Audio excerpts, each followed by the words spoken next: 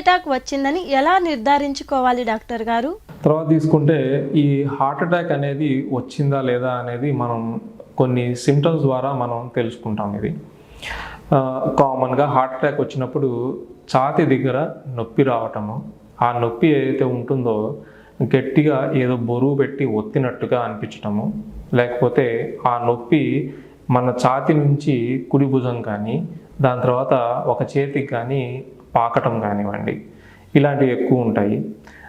మనకి నొప్పితో పాటు ఏంటంటే కొంతమందికి ఎక్కువగా చెమటలు పట్టటము, దాని తర్వాత గుండె దడ అని తెలియటము, కళ్ళు తిరిగి పడిపోవటము, దాని తర్వాత ఆయాసం రావటము, ఇవి కామన్గా మనం చూసేవి.